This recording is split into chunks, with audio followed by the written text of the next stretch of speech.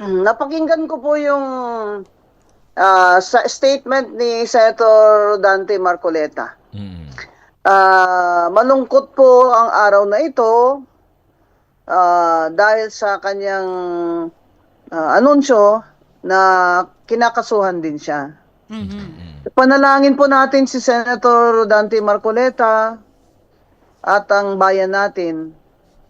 Kung titingnan po ninyo ang kasaysayan ng Pilipinas, yung pakikipaglaban po para sa katotohanan at demokrasya at para matigil ng pag-abuso at pangungulimbat, massive na korupsyon sa bayan. Kung titingnan natin ang kasaysayan, hindi naman ho yun nangyari na isang gabi lang o isang taon lang. Masakit po yung dinanas natin sa martial law. Kayong mga magulang at may mga, o kaya ang mga lolo nyo, na dumanas sa martial law. Pero hindi po tayo tumigil, ang kakapanalangin at pakikipaglaban sa diktadura at korupsyon. Kaya po, by the hand of God, binigyan ng katapusan ang martial law ni Ferdinand Marcos. Ito namang kay Ferdinand Marcos Jr. ay hindi po naman siya nagdeklara ng martial law. Pero sa sisiil niya ng mga oposisyon ay parang bumabalik na naman ang karanasan natin noong martial law at may dictatorship. Ang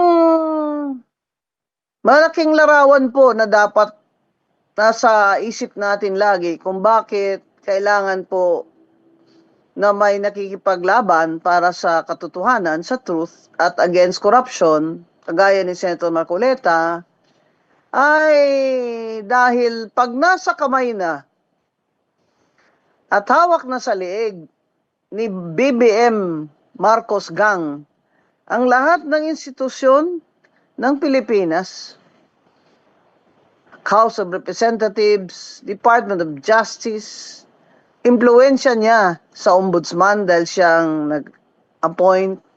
At ngayon naman, ang ating Senado. Kung hawak na po lahat ni BBM Marcos Gang, ang lahat ng institusyon sa gobyerno, ay wala na pong kakampi ang mga tao. Wala nang kakampi ang mga boses na nag-o-object o nagpoprotesta sa korupsyon sa gobyerno, kagaya ni Senator Marcoleta. Kaya, importante po na sabi ni Senator Marcoleta, huwag tayong mawala ng pag-asa.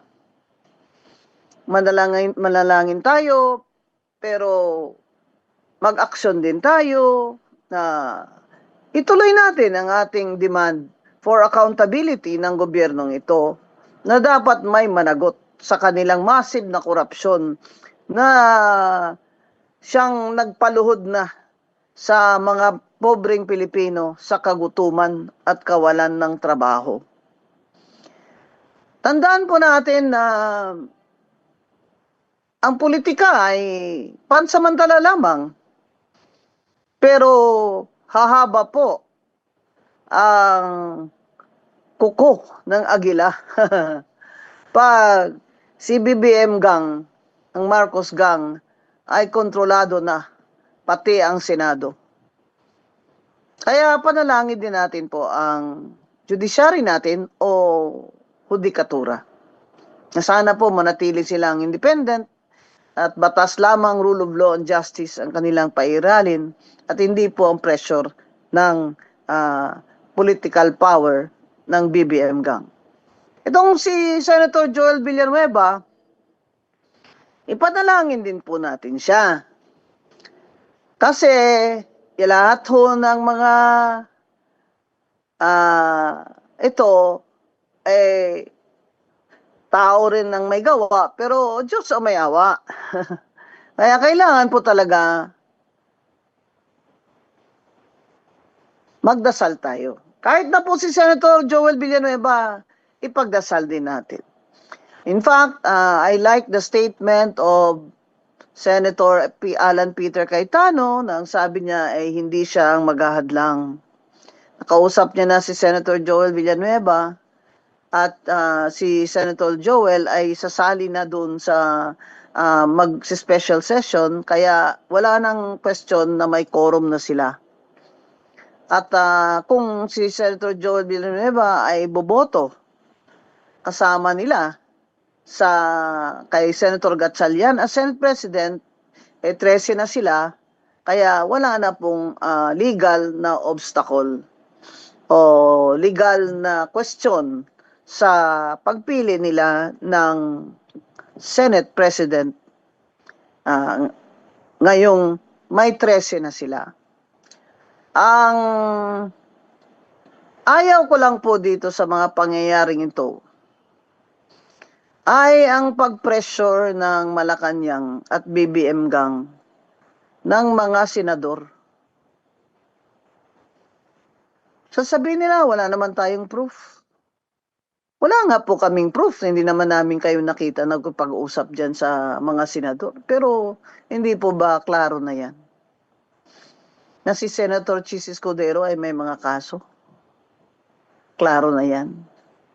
At klarong-klaro din. Crystal clear. Nagagawa-gawaan lang nila si Senator Marcoleta ng kaso na plunder sa ground daw dahilan na hindi siya na-deklara ng tamang kontribusyon o donasyon sa kampanya niya. Pero si Senator Marcoleta po ay ang complaint po sa kanya doon, sa statement of contributions and expenses niya sa COMELEC, ay dinismiss na po yun ng COMELEC. Pinawalang bisa po. Kasi yung sabi nilang amount of money daw na siyang object of that case in COMELEC ay hindi daw niya dineklara as campaign contribution. Ang sagot naman po ni Senator Marcoleta, to which I agree, dati po naman akong COMELEC commissioner. At naging senior commissioner po ako bago ako nag-retire. Na yung mga amount of money na yun, ay binigay po sa kanya, na, let's say, ng mga kliyente niya, kaibigan niya, pamilya niya, bago po pa nag-campaign period.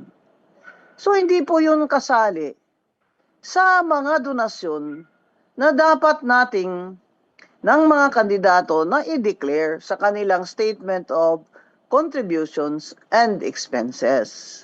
Kaya po pinawalang bisa yun, dinismiss ng COMELEC. Ngayon, para ma-pressure si Senator Rodante Marcoleta, ang haka-haka at siyang kinakabahan natin, ay akusahan siya ng plunder sa ombudsman. Sana po naman ay malinawagan po ang isip at damdamin ni Ombudsman Remulla. Napakalayo naman ng plunder na yan dun sa issue sa COMELEC. Napakalayo naman po na magiging plunder yun. Kasi sa plunder, basahin yung plunder law. Kailangan po may kinita siya. May transaction siya na mahigit 50 million na galing sa gobyerno o kaya kung may bribery man ay para sa isang transaksyon na may kinalaman siya sa pagdidesisyon. Yun pong sinasabi nilang hindi nagdeklara ng campaign contributions. Abay, ang sa tingin ko, ang dapat ho, ahensya ng gobyerno na mag-aksyon doon ay ang Bureau of Internal Revenue o BIR. Kung sinasabi nila na hindi mo dineclare yung income na yan, na sinasabi mo galing sa mga kaibigan mo, at supporters mo at mga kliyente mo, Hindi mo dineklara yan as income for that year. Yan po ang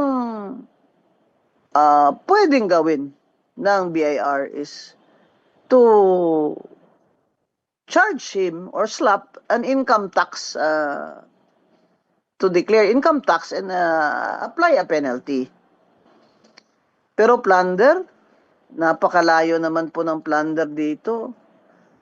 Masakit lang po dahil sa power ng ombudsman na napaka-dikit kay BBM Marcos ay tila ginagamit na yung kapangyarihan ng ombudsman para sikilin ang mga oposisyon. Ang mahalaga ho dito na ang mga tao, tayong mga citizens of the Philippines, lalo na po kayong mga pobre, ayon sa isang survey ay more than kalahati sa ating mga Pilipino ay nakaranas na ng gutom. Lagi po niyong isipin na corruption talaga ang dahilan kung bakit nalugmok na tayo dito sa kahirapan, itong bansa natin. At napakataas na taxes na siyang kinukolekta sa mga middle class at yung mga pangkaraniwan na empleyado at sa mga pobre din. Dahil ang lahat ng itong VAT na ito, 12%, ay kinukolekta po sa gasolina, gasol, krudo, kerosene, at kapatigatas at gamot. Kung hindi ka senior at PWD, ay wala kang discount. At free ka sa VAT. Kaya po, tayo, ang Pilipinas, napakagaling nating mga Pilipino. Pero dahil yung namumuno sa atin ay mga magnanakaw, ang hirap ho talaga. Mapabatid sa kanila na maawa naman po kayo sa mga tao. Bawat eleksyon, sila din nananalo kasi hawak ni Manila ang pera na hindi naman sa kanila galing. Kaya madali sa kanilang mag-vote buying. Ngayon, mag-i-eleksyon na naman, bago naman mag-eleksyon, ay ginagawa naman nila ito para ma-solidify nila, mabuo nila ang kanilang power na wala nang mag-o-objection at wala nang oposisyon. Kaya ngayon, kung kanila na yung Senate President, ang sinasabi ko nga, bakit hindi na lang si Kiko Pangilinan, dahil lawyer yan, sa UP naman siya nag-graduate. Although I don't remember him practicing law. I don't remember him going to court.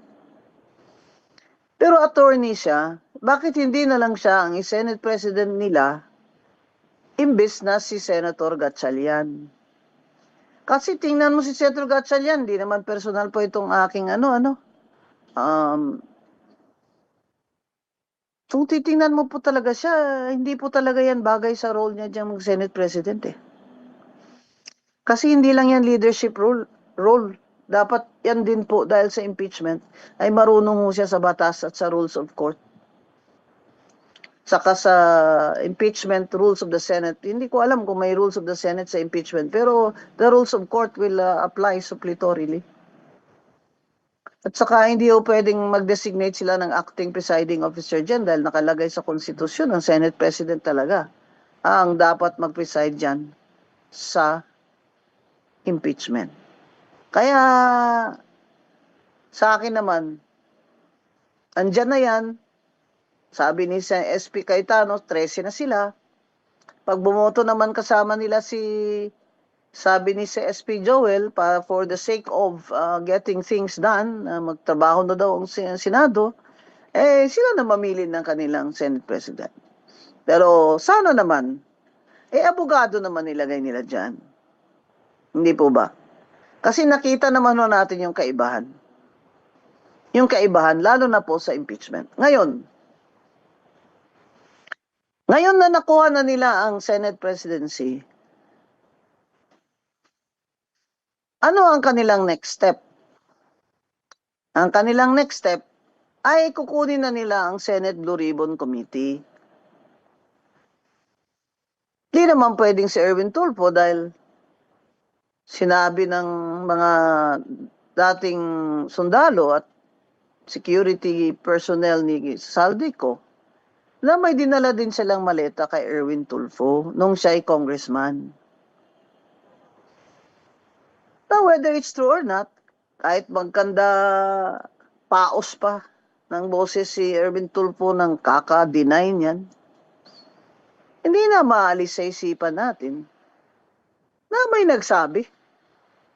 At maglalabas daw sila ng mga video sa mga dinalhan nila ng maletang cash. Huwag niyong kalimutan mga kababayan, na ang ninakaw sa kaba ng bayan, halos ilang trilyon na pesos, hindi lang bilyon ha, trilyon.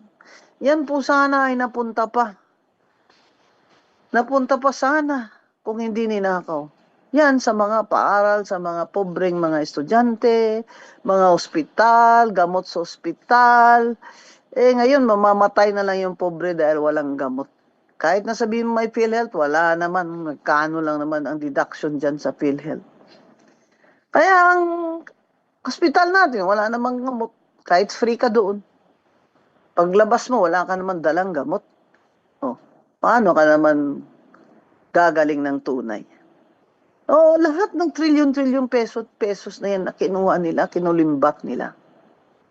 Lalo na sa flood control na funds, mga ghost saka substandard na flood control projects. Dapat po may managot dyan. Kaya ngayon makikita natin, parang ayaw na rin ni Erwin Tulfo na mag Blue Ribbon Chair. Lalo na yung bibig nitong mga lumalabas na salita kay Erwin Tulfo ay hindi lang masasakit o hindi madumi at walang galang.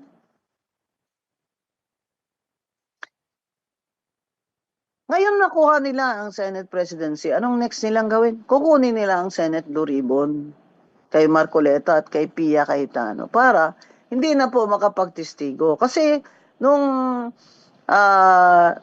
pagkatapos nung testimony ng mga 18 na security at dating sundalo ni Saldico, ang next na po sana doon ay pasabpina na po sina DBM Secretary Amina Pangandaman, si Undersecretary Trajib, si Undersecretary Bersamin, na sabi ni Congressman Erice, ay may mga text messages sila ni Bongbong Marcos tungkol sa pera. Ngayon po, hindi na natin maasahan yan, kaya kailangan po mag-demand na tayo. Na wag naman, tingnan nyo man nangyari nung si Senator Ping Lacson ang Blue Ribbon doon.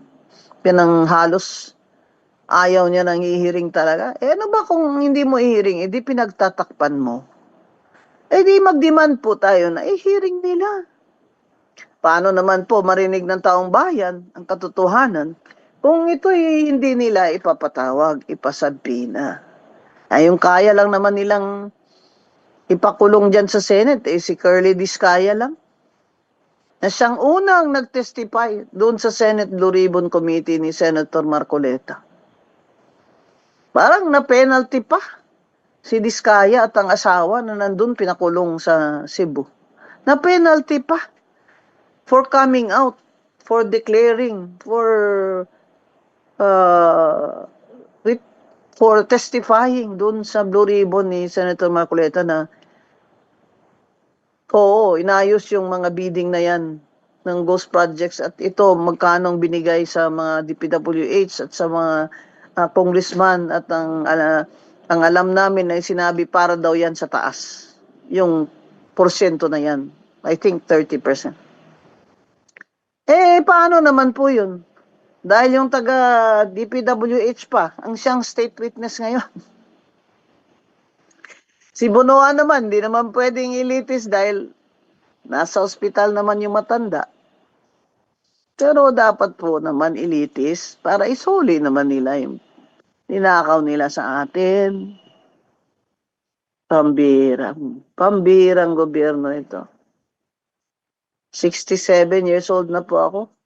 12, 13 lang ako nung nag-declare ng martial law. Pagbalik ko sa college sa UP Diliman, galing akong Amerika, nag-high school ako. Pagbalik ko doon, martial law pa rin at saka napakatindi na noon. Early 70s yun eh. Yung kuya at ate ko, nasa UP ng 1970. Martial law declared 72. Grabe ang tindi ng 70s na yan. Kaya ito po lahat, mga anak, pinaglaban po namin ng generation namin ito at generation ng mga lolo nyo at lola nyo na mag-end ang martial law ni Marcos. Tapos ngayon, Marcos Jr. na naman.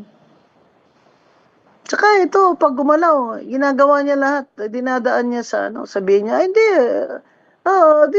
this is according to the rule of law. Oh, na-plunder sila. Ganyan, ganyan. Oh, we do not forget that he uses his political influence. And you know, tingin ko dito kay Bongbong Marcos, he's a brat. What the president wants, the president gets. Di ba? Yun ang sabi ni Martin Romualdez kay Zaldico. Because BBM is a brat. All his life, only son of the president. Tamo, hindi nagtapos ng koleyo. Nagsinungaling pa sa atin. Sabi niya may diploma, das wala naman pala siyang diploma. Because lahat ng gusto niya, kailangan makuha niya. And that's how his people around him, these people around him, that he appointed, that's how they kowtow to him. That's how they appease him. Para wala siyang bad trip, wala siyang bad mood. Di ba? Mahirap po talaga. Feeling ko, hindi ko na alam kung ano ang masalala nung martial law. May diktadura na alam natin facing us sa mukha at sa sikmura na martial law ito. Diktador si Ferdinand Marcos. O ito, na nagkukunwaring democratic daw ang kanyang pamamahala. Mahirap ho dahil kami sa media ay marami sa atin ang hinahabla ng libel. Cyber libel na naman doon.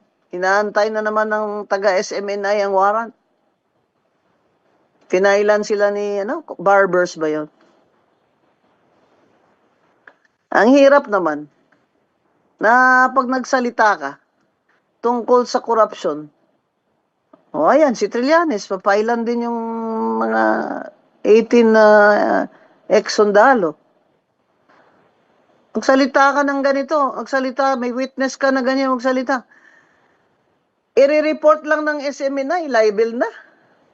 Nasaan na? Anong nangyari doon sa fair and true report? Saka anong nangyari doon sa Supreme Court decisions na kayong mga public official kayo, lalo na kayong mga elected official, wag po kayong balat sibuyas. Balat kayo. Balat sibuyas kayo. Yan po naman ang karapatan naman po ng media na may freedom of the press. Basta ho naman fair and true report, ay hindi na po kayo dapat naghahabla dahil alam ko naman naghahabla kayo para lang po talagang ma-discourage ang mga media people. And ma-discourage. Sabihin, magtalaw na ba kung sa Ilonggo pa? Maduduwag. Yan ang problema. Mga kababayan, bakit sinasabi ko na hindi ako titigil ng political comment sa mga ito. Kasi, kung wala na yung free press, paano na lang to? Kanya na nga lahat eh. Balita, mainstream media, kanila na rin eh. Hindi naman individual na mga journalist, no? Siguro ang ibig sabihin ng ganyang statement ay yung pagmamay-ari, either directly or indirectly. Yun naman po ang request ko dun sa mga mainstream, lalaki ng mga network na yan, GMA, ABS-CBN. Yung TV5, Marcos naman talaga yan. TV5, Marcos yan. Inimbita lang ako dyan na interview nila kasi siyempre mataas rating ko di ba? Totoo lang. Sa totoo lang. Bitayin niyo ako dahil pag-appear ko dyan tataas naman yung views niyo sige, pinagbigyan ko sila dahil okay naman sa akin yung Jojo mukhang naman, matalino naman mag-interview. Sinabi ko naman sa kanya, alam ko naman Marcos ka Hindi ka pa ba nagsisisi? Pero yung isa, yung news manager nila dyan, yung general manager nila ba, na pangalan nun, inimbita ako doon, tapos pinahintay ako, 30 minutes, tapos habang nakaupo ako sa isang madilim na lugar, na may kortina lang, dahil doon nag-i-interview yung Jojo doon sa kay congressman, isang congressman. Abay, lumapit sa akin at ito na, ini-interview na ako na parang lahat ng sasabihin ko ay kukontrahin niya. Sabi ko sa kanya, bakit mo ako inimbita dito, nabisita mo ako, pinaupo mo ko dito sa madilim na lugar na ito, nakatayo ka habang nakaupo ako, tapos kukontrahin mo ako? Bakit hindi na lang tayo maupo doon? At doon na lang tayo magkontrahan in front of the camera. Pinagalitan ko ng todo, mga kababayan. Alam nyo naman ang Mama Bing. Nagalit ako pag justified ang anger ko. Pinagalitan ko. Sabay hawakan pa ako sa balikat. Sabi ko, huwag mo ako hawakan Hindi kita kalala, hindi kita kaanoan, huwag mo ako hawakan, sabi ko. Yan ang problema. Pag tayong mga media ay kontrolado na rin ng mga may kapangyarihan. Yung mga obfuscated na ba, kung sa English pa, obfuscated na yung mga pag-iisip natin. Tsaka, hindi ba nakaka-worry naman itong, pati pala si Arnold Clavio, may maleta daw? Uy, Arnold, neighbor ko yan dati. Grabe naman, Arnold, kung totoo yan, Bay, dapat i-prove man na hindi yan totoo. Pakita mo yung bahay mo, yung kotse mo, o yung mga alahas mo, mga ganun ba, na hindi ka nag-change ng lifestyle, ganyan. At alam nyo, mahirap po kasi sinasabi ng mga ex na sundalo na may mga video sila. Yung mga bahay ninyo, makikita naman yun. Kakadeny nyo, pero paano sila nagka-picture ng mga bahay nyo, ng mga garabyo? Mahirap itong situation mo. Ayan, sinasabi ho namin, bahala na lang ho. Kaming sa media na hindi naman nila kami natatakot. At magiging friends, tuloy-tuloy lang po tayo. Tuloy-tuloy lang po tayo mga kababayan at itong inyong mga Facebook account ay share po kayo ng ating mga opinion para ma-spread naman natin ang ating mga pag-uusap dito. Lagi po kayong mag-share kasi iba po sa mga kababayan natin ay nasa malayong lugar, abroad o kaya ay may mga trabaho po habang nandito tayo sa Radyo Agila. Maraming salamat po. Sa Radyo Agila, Usapang Matino. See you next week.